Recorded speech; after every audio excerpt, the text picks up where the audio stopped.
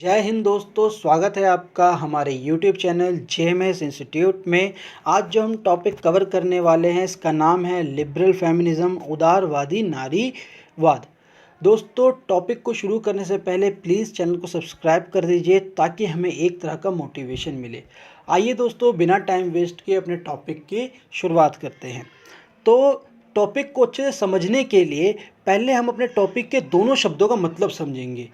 तो लिबरल का मतलब क्या होता है और फेमिनिज्म का मतलब क्या होता है। लिबरल मतलब होता है उदारवादी। उदारवादी मतलब खुले सोच या दयालु वाली सोच, इसको कहते हैं उदार सोच। ठीक है, अगर मैं आपको एग्जांपल से समझाऊं तो एक छोटी सी कहानी है जहां पर हमारे स्वामी विवेकानंद जी जो थे वो बचपन में बहुत दान दिया करते थे। ठीक है, तो उनको 12 साल की उम्र में या 14 साल की उम्र में उनके घर के अंदर ना उनको दरवाजे में बंद कर दिया जाता था। क्यों? क्योंकि वो घर की महंगी से महंगी वस्तुएं दान में दे दिया करते थे। तो स्वामी विवेकानंद जी क्या हुए? उदारवादी, खुली सोच वाले। ठीक है, तो उदारवादी का मतलब होता है खुली सोच वाले, खुले विचार वाले, दूसरों के लिए सोचने वाला दयालु व्यक्ति। ठीक है, तो उदारवादी मतलब जो ऐसी सोच रखता हो उसे हम कहते हैं उदारवादी। अब नारीवाद, नारीवाद का मतलब है जो नारियों के लिए सोचता हो, जो नारी के हित के लिए सोचता हो, जो नारी को फायदे के लिए सोचता हो, जो नारी को कुछ आगे बढ़ाना चाहता हो, उसे हम कहेंगे नारीवाद। तो आपको दोनों शब्दों का मतलब समझ में आ गया तो प्लीज़ कमेंट में बताइए कि हाँ, उदारवादी और नारीवाद का मतलब हमें समझ में आ गया। अब आपके एग्ज़ाम में क्वेश्चन आ जाता है कि what do you mean by liberal feminism, और उदारवादी नारीवाद से आप क्या समझते हैं। और कहीं भी दोस्तों अगर आप फ्यूचर में गवर्नमेंट जॉब की तैयारी करोगे या कोई बड़े एग्ज़ाम्स को लिखोगे तो वहाँ पर ये अप्रोच आपके बड़े काम आएगी। ठीक है, तो मैंने लिख कर तो नोट्स पूरे बना दिए हैं, मैं आपको टेलीग्राम पर प्रोवाइड करा दूंगा। इसके अलावा मैं पहले आपको समझा देता हूँ कहानी के रूप में कि आज हम पढ़ने क्या वाले हैं। तो यहाँ पर आज हम पढ़ने वाले कि सबसे पहले नारीवाद क्यों आया। तो देखो, ऐसा बताया जाता है कि जब से इंसान ने समाज बनाया, समाज में स्त्री और पुरुष दोनों आए, लेकिन स्त्री को हमेशा दबा दिया गया या उसको पीछे रखा गया क्योंकि हमारा जो समाज था वो पुरुष प्रधान था।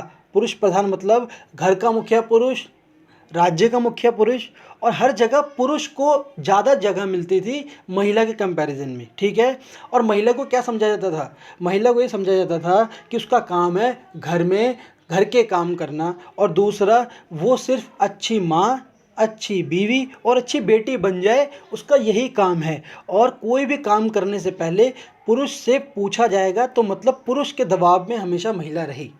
अब पे यहाँ पर ये बताया गया है, हमारे जो उदारवादी नारीवाद महिला है जिन्होंने इसकी सबसे पहले नींव रखी थी, जिन्होंने महिलाओं के लिए बात करी थी वर्ल्ड में, उनका नाम था मैरी वॉलगटनक्राफ्ट। आगे आपको पता चलेगा।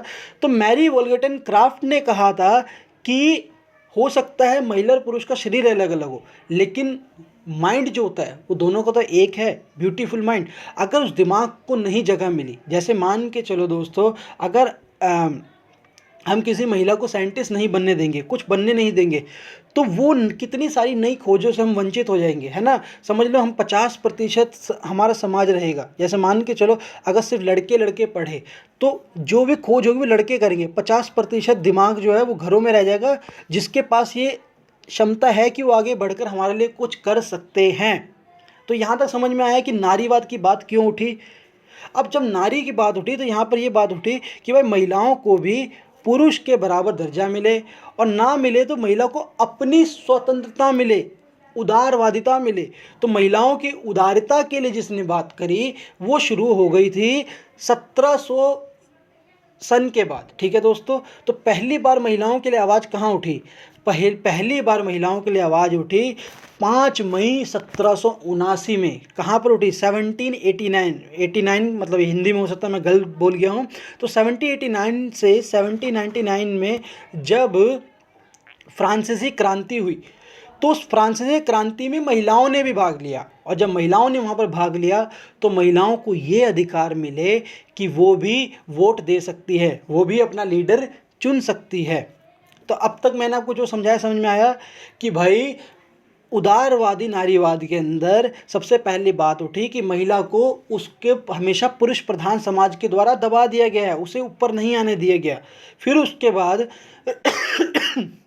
सॉरी फिर उसके बाद जब उसे ऊपर नहीं आने दिया गया तो एक समाज में लोग आए जिनके मन में जब बात थी कि महिलाओं को भी जगह मिलनी चाहिए, ठीक है, तो उन्होंने महिलाओं के लिए बात रखी और सबसे पहली बात रखी गई फ्रांसीसी क्रांति में, जहाँ पर महिलाओं को अधिकार मिला।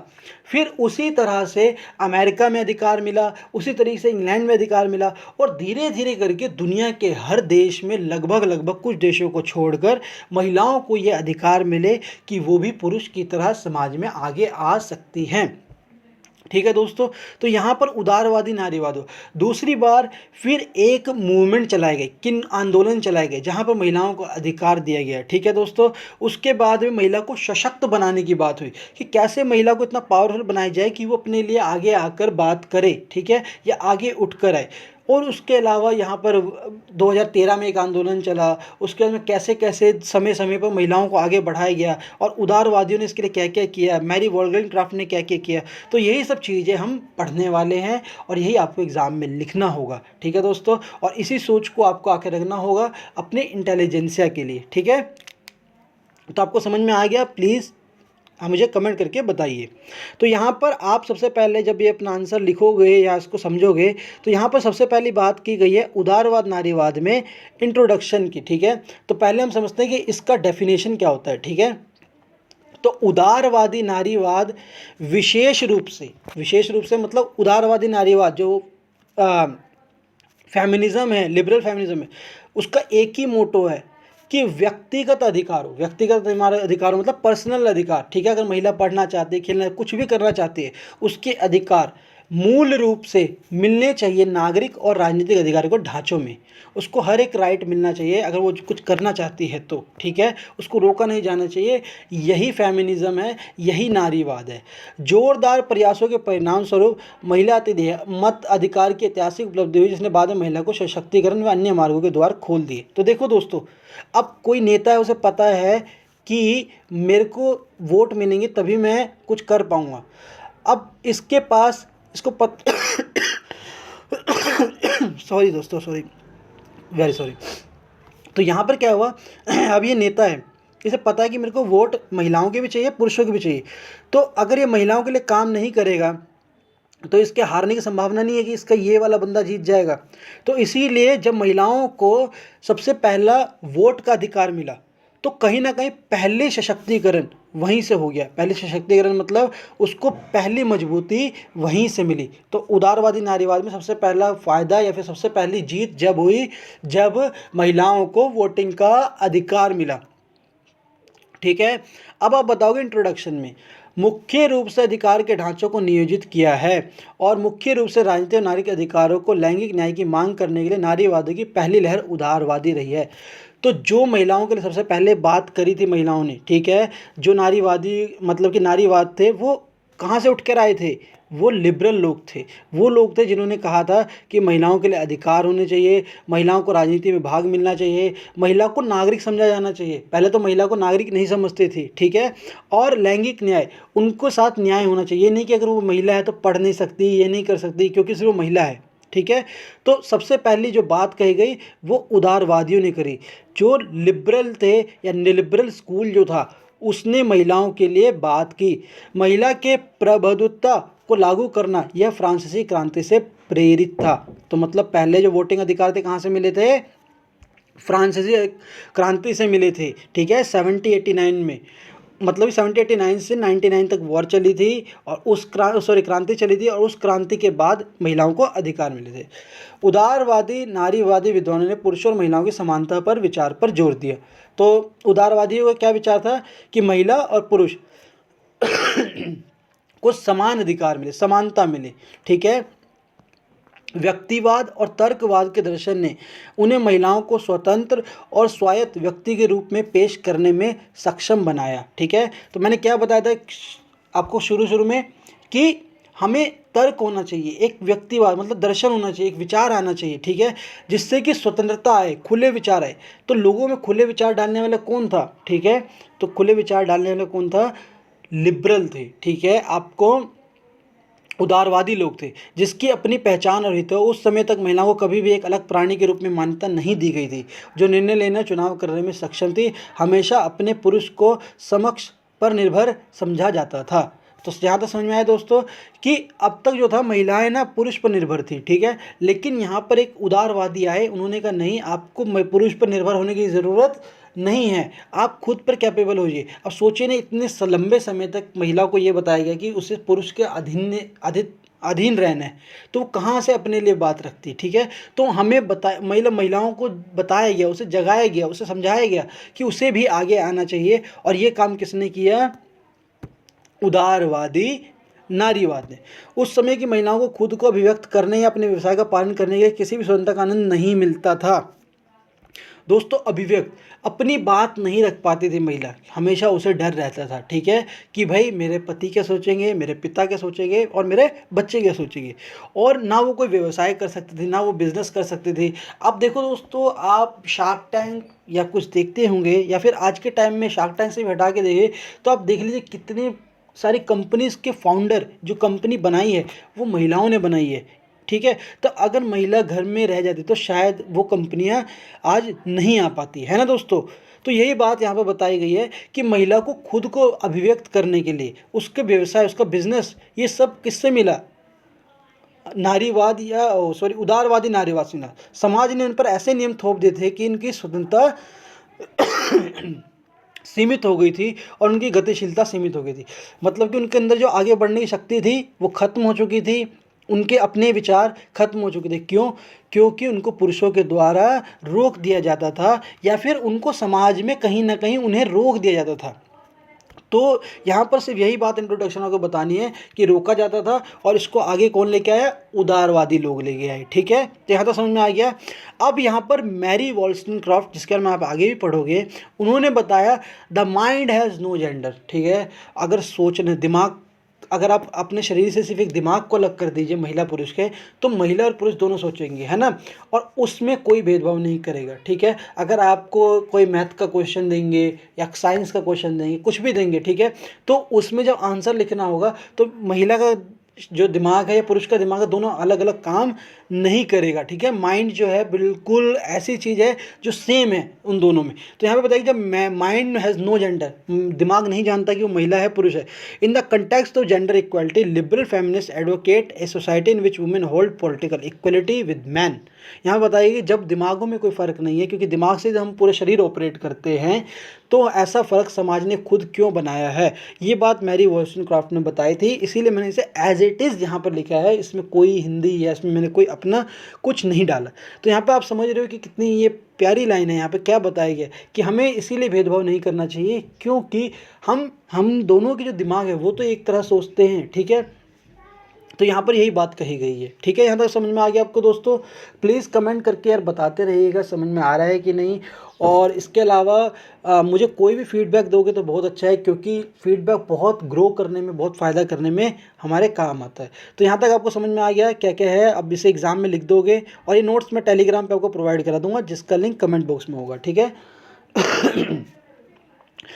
अब यहाँ तक समझ में आ गया कि भाई उदारवादी क्या होता है। तो अब हम समझेंगे उदारवादी नारीवाद के तत्व। कहाँ उदारवादियों ने काम क्या क्या किया, ये तो उदारवादी की बात होगी, उन्होंने कैसे इसको बढ़ावा दिया। तो पहले बताया गया कि पहले जो उदारवादी मतलब कि उदारवादी ने काम किया वो क्या, फ्रांसीसी क्रांति में। तो महिलाओं को उनकी भूमिका में अच्छी पत्नी, माँ, बेटी आदि के रूप में पहचाना जाता था। हर समय दूसरों की आज्ञा का पालन करते हुए महिलाओं को कभी भी अपने निर्णय लेने की अनुमति नहीं दी गई थी। यहाँ तक समझ में आ गया। वो दूसरों के लिए हमेशा अनुमति लेती थी या दूसरों के लिए काम करती थी। उसका जीवन यही बन गया था कि सिर्फ अपने घर के, अपने इन व्यक्तियों के लिए काम करना है। उसकी अपनी आइडेंटिटी, अपनी सोच, अपनी चीज़ें उससे दूर हो चुकी थी। तो फ्रांसीसी क्रांति में महिलाओं की भागीदारी ने उन्हें समाज में अपनी समस्याओं और संभावनाओं के बारे में सोचने में मदद करी। जब फ्रांसीसी क्रांति हुई तो उसमें महिलाओं ने भी भाग लिया था, और जब उन्होंने भाग लिया तो उन्हें पता चला कि हमारी भी कुछ समस्याएं, हमारे भी कुछ सोच है, हमारे भी कुछ इमोशन है। और उदारवादी नारीवादी ने राजनीतिक अधिकारों को देखा, तो उसमें से जो उदारवादी लोग थे वो निकल के आए। उन्होंने कहा कि महिलाओं को लिए कुछ कुछ चीज़ें होनी चाहिए और महिलाओं को भी पुरुष जैसा या फिर उनको अपने अधिकार मिलने चाहिए, ठीक है, जिसमें विशेष रूप से वोट देने का अधिकार, समाज में अपनी स्थिति को ऊपर उठाने के व्यवहारिक तरीके के रूप में, ठीक है। ऐसा नहीं कि आपने अधिकार दे दिए लेकिन उसे उठने का कोई तरीका ही नहीं है। जैसे मान के चलिए हमने बोल दिया महिलाओं को कि आपको वोटिंग राइट है, ठीक है, आप वोट दीजिए, लेकिन उसके घर में उसका पति या उसके कोई भी उसे मार रहा है, ठीक है, और वोट देने नहीं देने जा रहा, देने जाने दे रहा, तो उसका मतलब क्या है कि उसके वो अधिकार बेकार है। तो हमने इसीलिए क्या करा, उसके लिए एक स्पेशल कानून बनाए कि डोमेस्टिक वायलेंस, आप बस ये बता दो कि आपके साथ डोमेस्टिक वायलेंस हुआ है, उसके बाद पुलिस तुरंत एक्शन ले लेती है ना। तो यहाँ पर ये बताया गया, तो इसका मतलब उसके लिए स्थिति भी बनाओ, एक ऐसे कंडीशन बनाओ, उसको सशक्त करो, उसको मजबूत करो, उसको ऐसा बनाओ कि हाँ वो पढ़ सके, स्कूल जा सके, बेटी पढ़ाओ बेटी बचाओ, ये सब क्या है, ये सब चीज़ें जो है उसके आगे बढ़ाने के लिए, ठीक है, ताकि वो आगे बढ़ सके, अपने लिए काम कर सके, अपने लिए चीज़ें बना सके। उसको हर जगह पे आरक्षण देने की कोशिश की गई ताकि उनके लिए एक ऐसा कंडीशन क्रिएट किया जाए जहाँ पर उसके लिए सारी व्यवस्थाएं हो। इसलिए पूरा ध्यान मताधिकार आंदोलन पर था, जिसके परिणाम से महिलाओं को मत अधिकार दिया गया, जिसे उदारवादी नारीवाद की सबसे बड़ी उपलब्धि के रूप में पहचाना जाता है। तो सबसे पहली जो नारीवाद या फिर जो शुरुआत हुई, जो नींव पड़ी, वो फ्रांसीसी क्रांति से पड़ी। और क्यों पड़ी, क्योंकि यहाँ पर उसे एक वोटिंग का राइट मिल गया। और वोटिंग के राइट से क्या फ़ायदा होता है, ये मैंने आपको शुरू में ही बताया था। अब दोस्तों होता है दूसरी बात जो है द सेनेका फॉल्स कन्वेंशन। क्या होता है द सेनेका फॉल्स कन्वेंशन 1848। इसमें ये पहला महिला का अधिकार सम्मेलन था जहाँ पे मिले थे और महिलाओं ने ये बात करी थी कि महिलाओं को सामाजिक, नागरिक और नैतिक अधिकारों के लिए प्रस्ताव की सूचित पारित की। यहाँ पे बताया गया कि महिलाओं को ये अधिकार मिलने चाहिए। और जल पादम ने स्वतंत्रता ने घोषणा में मत अधिकार आंदोलन की नींव रखी। यहाँ पर बोला गया कि हमें वोटिंग राइट चाहिए। ये तो सिर्फ फ्रांस में मिला था ऊपर वाला। अब यहाँ पर द सेनेका फॉल्स कन्वेंशन में बोला गया कि हमें भी चाहिए, और संयुक्त राज्य अमेरिका में ये पास भी हुआ था, ठीक है। और Elizabeth Cady Stanton, Frederick Douglass, Susan B Annie जैसे महिलाओं ने इस संबंध में महत्वपूर्ण भूमिका निभाई। तो यहाँ पर 1848 में हुआ, वहाँ पर 1789 में हुआ, और फिर 1920 में अमेरिका के संविधान में महिलाओं को वोट देने का अधिकार मिल गया। तो आप देख रहे हो कैसे कैसे करके सबको अपना अपना वोटिंग राइट महिलाओं को अलग अलग देशों में मिलता जा रहा है। तो ये किस वजह से हो रहा है, क्योंकि वहाँ पे उदारवादी जो महिलाएं हैं, जो उदारवादी स्कूल है, वो इनको ग्रो करने में फ़ायदा पहुंचा रहा है। वो इनको चाह रहा है कि किसी भी तरीके से आगे बढ़ें। और महिलाओं को सबसे पहला अधिकार आगे बढ़ने के लिए कौन सा दिया गया, वोटिंग राइट। क्या दिया गया, वोटिंग राइट, ताकि वो अपने नेता को चुन सके, अपने लिए न्याय की बात कर सके, अपने लिए नैतिकता की बात कर सके, अपने विचारों को मान सके। अब मैरी वोल्टनस्क्राफ्ट जो थी ये फ्लैग बीरर थी। फ्लैग बीरर मतलब कि इन महिलाओं के लिए आगे आकर बात करने वाली, दुनिया भर की महिलाओं के लिए, ये सिर्फ एक देश के लिए नहीं। मैरी वोल्टनस्क्राफ्ट ने महिलाओं को मनोवैज्ञानिक रूप से स्वतंत्र बनाने के लिए शिक्षा की पुरजोर वकालत की। सॉरी दोस्तों, मुझे आज कफ ज़्यादा है, तो सॉरी जितनी भी दिक्कत हो रही है। तो मैरी वोल्टनस्क्राफ्ट ने कहा था, अब मैरी वोल्टनस्क्राफ्ट ने मनोवैज्ञानिक बात करी है। अब ये मनोवैज्ञानिक बात क्यों है इसमें, तो देखो दोस्तों, एक कोई मूवी या कुछ देखा था मैंने, वहाँ पर एक बात बोली गई थी कि अंग्रेज़ ना हम भारतीयों को गुलाम बनाकर ही नहीं गए, वो हमारी सोच को भी गुलाम बना गए, ठीक है। अब कैसे, देखो, अब देखते होगे अगर हम इंडियंस कहीं बाहर जाते हैं, ठीक है, किसी दूसरे देश में जाते हैं, तो क्या वो हमारा स्वागत कैसे करते हैं, जो से वो अपने लोगों के लिए करते हैं। बट हमारे इधर कोई अंग्रेज़ आता है तो हम उसके लिए कुछ ज़्यादा ही अपने आप को कुर्बान कर देते हैं, फिर ज़्यादा ही उसके सामने झुक जाते हैं, ठीक है। तो ये क्या है, जैसे मान के चलिए हम उसके स्वागत के लिए कपड़े पहन लेंगे, नाच कर दिखाएंगे उनके सामने, उनके लिए एक अलग अरेंजमेंट कर देते हैं। और जब यही हम किसी देश में जाते हैं उनके देश में, तो वो हमारे लिए कोई अरेंजमेंट नहीं रखते, वो जैसे अपने लिए रखते हैं वैसे ही हमारे लिए रखते हैं। तो उसका मतलब क्या है कि हम कहीं ना कहीं उस सोच से आज़ाद नहीं हुए, है ना। और ऐसे कई जगह पर सोच है, कई जगह पर आप देख सकते हो, हम अभी भी स्कूल से डिग्री पाना और नौकरी करना है, लेकिन वो लोग अभी क्या कर रहे हैं, वो इन्वेंशंस की तरफ जा रहे हैं, वो अपने पैशंस को ढूंढ रहे हैं, वो चीज़ों को ढूंढ रहे हैं। तो इसका मतलब क्या है कि जिस भी देश से वो लोग गए थे उन्होंने उसको गुलाम की तरह सोच कर दिया था। तो कहीं ना कहीं उस 200 साल की गुलामी या फिर कितने सालों की गुलामी में एक सोच गुलाम हो जाती है। तो वही बात है महिलाओं की मनोवैज्ञानिक। महिलाओं को आपने अधिकार तो दे दिए, आज के टाइम में भी सरकार महिलाओं महिलाओं के लिए क्यों काम करें, ताकि वो मनोवैज्ञानिक रूप से, इमोशनल रूप से, या फिर अपने जो कहते हैं उसे एक साइकोलॉजिकली वो आगे बढ़ सके। तो मैरी वॉल्सनक्राफ्ट ने ये कहा कि आप दिमाग रूप से या फिर अपने साइकोलॉजी से आगे बढ़ो, अपने लिए शिक्षा की मांग करो। उन्होंने ये बात अपनी किताब thoughts of the education of daughters में संकेत दिया था। ठीक है, तो सबसे पहले सब क्यों कहते हैं कि बेटी को पढ़ाना चाहिए, ताकि पढ़ेगी तो उसके जो मनोवैज्ञानिक होगी, जो उसकी साइकोलॉजी होगी, वो पूरी की पूरी चेंज हो जाएगी, है ना। तो इसीलिए एजुकेशन ज़रूरी है, उनकी सोच को बढ़ाना ज़रूरी है। तो उदारवादियों में जो मैरी वॉल्सनक्राफ्ट थी, उनका ये मानना था कि उनके साइकोलॉजिकली विकास होना बहुत ज़रूरी है। और इन्होंने हमेशा उस टाइम में, देखो जैसे आज के टाइम में न्यूज़ में एंकर होके बैठ के जो बोलता है तो पूरी दुनिया सुनती है ना।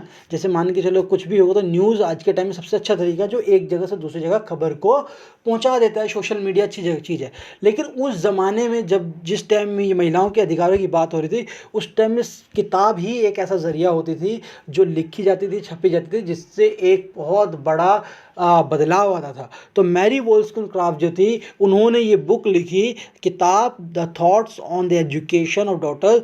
इस किताब में महिलाओं की जो मनोवैज्ञानिकता थी, इसको चेंज करने के ऊपर जोर दिया। उन्होंने बताया कैसे पढ़ना चाहिए, डॉक्टर के पढ़ने के क्या फ़ायदे होते हैं, कैसे बदलाव होना चाहिए। और ये तो दोस्तों हमने देखा ही हुआ है कि किस तरीके से इतिहास में महिलाओं के साथ गलत हुआ है, और आज भी होता आता है, ये भी आपको आगे पता चल जाएगा। ठीक है, तो एक जो भी पाँचवा फिफ्थ पॉइंट जो इधर पता चलेगा कि क्या होता है। और यहाँ पे ये बताया गया तो किस तरीके से मैरी वॉल्सनक्राफ्ट का एक अपना योगदान है। तो यहाँ पर समझ गए। और प्लीज़ यार कमेंट करके ज़रूर बताइएगा, फीडबैक ज़रूर दीजिएगा। 21वीं सदी में महिला मानव अधिकार राष्ट्रीय और अंतर्राष्ट्रीय नारीवादियों का एक वैश्विक आंदोलन है। तो देखो दोस्तों, यहाँ तक आप 1787 1800 तक देख रहे हो। अब यहाँ पर जो है 1900 से 2000 तक में क्या हुआ कि ग्लोबल लेवल पे, मतलब कि दुनिया भर में, विश्व के लेवल पर आंदोलन हुआ। और इस आंदोलन में एक बात कही गई कि यह आंदोलन स्पष्ट रूप से स्वतंत्रता और समानता के उदार मूल्यों को बढ़ावा देता है, लेकिन स्वतंत्रता और समानता का दायरा बुनियादी जरूरत, शिक्षा और स्वास्थ्य देखभाल विकास संसाधनों तक था।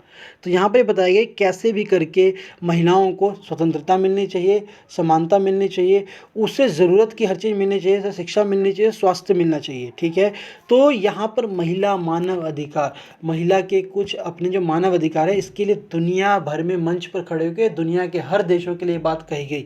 मतलब 192 देश जितने भी थे, उन सबके अंदर ये बात पहुंचाने की एक कोशिश की गई, जितने भी संयुक्त राष्ट्र संघ के देश थे, कि किसी भी तरीके से इन सभी देशों में एक वुमेन ग्लोबली वुमेन के जो राइट्स हैं वो मिले। कहीं भी महिला के साथ कुछ गलत हो तो उसको दुनिया भर में उस बात को उठाया जाए। ठीक है, तो जैसे आपको मलाला यूसुफ नाम की शायद, या फिर मैं कुछ एग्जैक्ट याद भी नहीं है, ऐसे मलाला ही नाम है, इतना पता है मुझे, वो पाकिस्तान की एक बच्ची थी। तो उन्होंने किस तरीके से आतंकवाद को बताया था, तो किस तरीके से महिलाओं, उनके अंदर पढ़ने की चाहत थी, उस पढ़ाई को दूसरे देश, जिस जगह देश में वो गई थी उधर उन्होंने बढ़ावा दिया। तो ये वर्ल्ड में बात रखी गई। ठीक है, तो इसे बोला था महिला मानव अधिकार। महिला, कहीं भी मानव अधिकारों का उल्लंघन होगा, जहाँ महिला के साथ कुछ गलत हो, तो ये दुनिया भर में उस चीज़ को उठाया जाएगा। ठीक है, तो यहाँ तक समझ में आ गया आपको सारी बात। मैरी वॉल्सनक्राफ्ट, सेनेका फॉल्स कन्वेंशन और फ्रांसीसी क्रांति। अब यहाँ पर अब बिल्कुल रीसेंट है, 2013, मतलब 10 साल भी नहीं हुए अभी, एक चीज़ उठी थी, 1 billion rising movement. 1 billion rising movement में क्या था कि महिलाओं और लड़कियों के खिलाफ हिंसा को समाप्त करने के इतिहास में बड़ी वैश्विक कार्रवाई। तो देखो दोस्तों, महिलाओं और पुरुष में एक चीज़ जो है वो सबसे बड़ी चीज़ ये है कि जो महिला है, तो मैं कुदरत ने उसको इस तरीके से बनाया है कि वो पुरुष से कहीं ना कहीं फिजिकली उतनी मजबूत नहीं होती जितना एक पुरुष होता है। ये एक बिल्कुल अंडरस्टैंडेबल चीज़ है। और जो पुरुष होता है वो उस पर कहीं ना कहीं अत्याचार करता है, या उसे अपने जो एट्रीब्यूट है, जो उसकी साइकोलॉजी है, उसके साथ खेलने की कोशिश करता है। तो यहाँ पर 1 बिलियन राइजिंग मूवमेंट में ये हुआ था, 1 बिलियन लोगों को इस मूवमेंट में जोड़ा गया था। यहाँ पर बात की गई थी कि भाई किसी भी तरीके से पुरुष की ताकत के सामने महिला कमज़ोर नहीं पड़ेगी। और इसमें 1 billion rising movement dancing movement था, जिसमें लोगों ने डांस करके अपना विरोध या फिर अपनी एक तरह से अपनी एक बात रखी। ठीक है, और ये अब भी चल रहा है। ठीक है, तो इसमें बताया गया था कि 1 in 3 women on the planet will be raped और बिटन हर लाइफ टाइम। ठीक है, मतलब कि जितने भी 3 महिला दिखती है ना हमें, उसमें से एक जो है वो अपनी ज़िंदगी में उसके साथ कुछ गलत किया गया है पुरुषों के द्वारा और उसे पीटा गया है। तो मतलब कहीं न कहीं कितना हो गया ये, ठीक है? 30 या 40% से ज़्यादा महिलाओं के साथ अभी भी उनको वो न्याय नहीं मिल रहा है, या फिर उनको वो सशक्तिकरण नहीं मिल रही, या कहीं न कहीं उदारवादी महिलावाद जो नारीवाद है, वो यहाँ पर रुक गया है। 1 billion women violated is an atrocity. उसे बड़ी मतलब कि 1 बिलियन वुमेन को बहुत क्रूरता के साथ रखा जाता है, बड़ा क्रूर व्यवहार होता है उनके साथ। तो यहाँ पर यही बात रखी गई थी कि इस मूवमेंट के द्वारा इस चीज़ को मिटाना है, इस चीज़ के लिए जागृति रखनी है। और आप भी देखिए, अगर आप कुछ बनेंगी तो आप भी, या फिर आप अपने आस पड़ोस सब जानते हैं समाज में, और सिर्फ ये हमारे देश की बात नहीं है, दुनिया भर के देशों में तो कहीं ना कहीं महिलाओं को कम समझा जाता था, या फिर उसको जो नीचे का दर्जा या दोजन दर्जा है उसको अभी भी पूरे तरीके से ख़त्म नहीं है, उसके लिए उदारवादी लोग काम कर रहे हैं। तो यहाँ पर उदारवादी या जो लिबरल थॉट ऑफ स्कूल है वो अपने लिए तरीके से काम कर रहा है। तो यहाँ पर यही है, आप जब एग्ज़ाम में या फिर लिखोगे तो उदारवादी के इंट्रोडक्शन बताओगे कैसे कैसे है, फिर उसके बाद में आप इनका एक सीरीज़ बताओगे कैसे महिलाओं को अधिकार के लिए उदारवादी लोगों ने काम किया। अब यहाँ पर दोस्तों इसी में कुछ आलोचना भी है। उदारवादी ऐसा नहीं कि बिल्कुल सही है, और हमारी गीता में भी लिखा गया है कि हर चीज़ में कुछ ना कुछ फ़ायदे हैं तो हर चीज़ में कुछ ना कुछ नुकसान है। तो एक आपको आलोचना के लिए सिर्फ कुछ बिंदु दे रहा हूँ, तो उस आलोचना मतलब कि उदारवादी नारीवाद में भी कुछ दिक्कतें हैं। तो सबसे पहली दिक्कत ये बताई गया है कि उदारवाद नारीवाद महिलाओं को पुरुषों की तरह बनने पर अधिक ध्यान है। तो क्या हुआ है कि हम महिला की बात करने से पहले हम पुरुष को या फिर हम पुरुष को नीचे करने की कोशिश करते हैं महिलाओं को आगे बढ़ाने के लिए, लेकिन ऐसा नहीं होना चाहिए, ठीक है? हमें उसे पुरुष नहीं बनाना, पुरुष के अधिकार नहीं देने, हमें उसे महिला को महिला ही, उसकी जो विचार है, उसकी जो साइकोलॉजी है उसको खुल के आने देना है, ठीक है? यह अनावश्यक रूप से पारंपरिक महिला भूमिकाओं को महत्व को बदनाम करता है। तो देखो दोस्तों, यहाँ पर यह बताया गया है कि कहीं ना महिला की एक अपनी आइडेंटिटी है उसे भी ख़त्म करने पे लगा हुआ है। अब जैसे यहाँ पर बताया गया था, मतलब कि ये हमारे टीचर थे वो हमें स्टोरी बताया करते थे कि अब महिला को पूरी आज़ादी हो गई, जैसे अमेरिका वगैरह में, कि वो कितनी भी शादी कर सकती है, कुछ कर सकती है ना? तो वहाँ पर क्या हुआ कि जैसे पहले क्या होता था, जब महिला जो थी वो कहीं ना कहीं सशक्त नहीं थी, या फिर जो मतलब कि उसे इतनी आज़ादी नहीं मिली, तो वो 1 मैरिज या 2 मैरिज किया करते थे, ठीक है? तो क्या होता था, अब अमेरिका में क्या हुआ कि वहाँ पे पुरुष और महिला दोनों के दोनों ज़्यादा मैरिजेस करने लग गए हैं, जिससे जो उनका बच्चा है, जो छोटे बच्चे, अमेरिका नहीं दुनिया के वेस्टर्न कंट्रीज़ में ज़्यादा, और तो उनके जो बच्चे हैं उनको मातृत्व या जो मतलब क्या है मदरहुड या फादरहुड, जो पिता का वो है संरक्षण, वो नहीं मिल रहा है जो पहले इससे था, ठीक है? जब ये मतलब कि जब ये चीज़ नहीं आई थी तो तब कहीं ना कहीं बच्चों को अपनी माँ की भूमिका मिलती थी। और इस तरीके से कैसी कल्पना बन रही है कि माँ बाप का जो एक स्टैंडर्ड या वो है जो एक समाज में, एक समाज के ढांचे में ज़रूरी है, वो चीज़ गायब हो रही है, और ये धीरे धीरे कुछ ज़्यादा ही हो रहा है। उनका कहने का मतलब ये है, क्योंकि ये भावनात्मक से अधिक तर्क संगत पर जोर देती है, ये भावना कम रखती है तर्क संगत, जबकि मनुष्य दोनों की आवश्यकता होती है। देखो कहीं ना कहीं हर चीज़ भावना में बह के नहीं, उदारवादी जो होते हैं वो भावना में बह जाते हैं, ठीक है? तो जैसे, और इससे उदारवादी नारीवाद के व्यक्ति पर ध्यान केंद्रित करने और समुदाय पर भी सवाल उठाया गया। तो सीधी बात है कि महिला के लिए सीधा सीधा पुरुष को बहुत ज़्यादा ही ब्लेम किया जाता है, ये बात बताई गई है। और बस यही है दोस्तों, ठीक है? तो इतना ही कर दोगे तो आप ठीक है, ये सब लिखने की, दूसरी चीज़ लिखने की हमें आगे की ज़रूरत नहीं है, यहाँ तक हमने लिखना है, ठीक है? तो प्लीज़ दोस्तों कमेंट करके बताइएगा कि आपको समझ में आया कि नहीं, अपने दोस्तों के साथ शेयर कीजिएगा, और प्लीज़ चैनल को सब्सक्राइब कर दीजिएगा। इसके अलावा कुछ भी पूछना हो तो आप मेरे टेलीग्राम चैनल पे या कमेंट बॉक्स में पूछ सकते हैं। टेलीग्राम का लिंक मैं नीचे आपको प्रोवाइड करा दूँगा, और उधर ही आपको नोट्स मिल जाएंगे। तो दोस्तों प्लीज़ अपना ध्यान रखें, अच्छे से पढ़ें, मेहनत करें। जय हिंद, भारत माता की जय।